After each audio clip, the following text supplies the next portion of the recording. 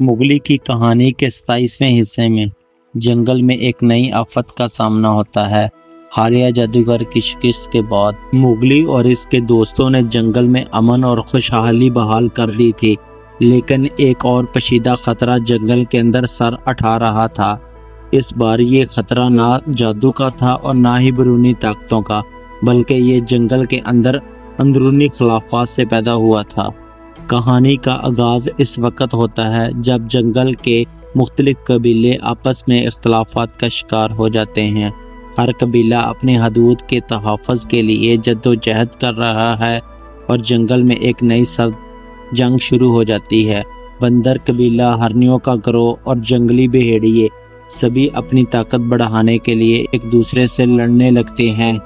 जो दोनों दुनिया के साथ अमन कायम रखने की कोशिश कर रहा है, इसको नई सूरत हाल में मदाखलत करनी पड़ती है।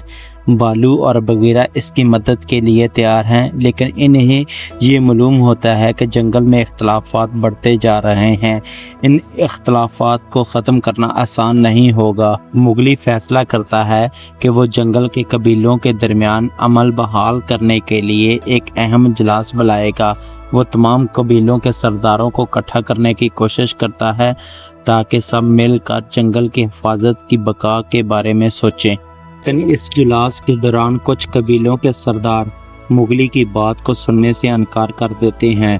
जंगल में दोबारा जंग की सूरत हाल पैदा हो जाती है और मुगली को एक नई हिकमत अमली अपनानी पड़ती है। वो जंगल की कदीम कहानियों और अपने बुजुर्गों की हिकमत से सबक लेता है और एक नई हिकमत अमली तैयार करता है।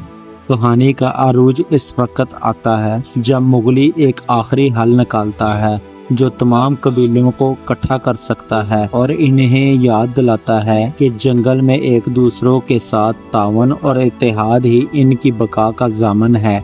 जंगल के तमाम कबीले एक साथ मिलकर अपने तमाम इख्तलाफात ख़त्म कर देते हैं और एक नए इत्तेहाद का आगाज होता है। मुगली अपनी क़यादत और हिकमत से एक बार फिर जंगल को बचाने में कामयाब हो जाता है।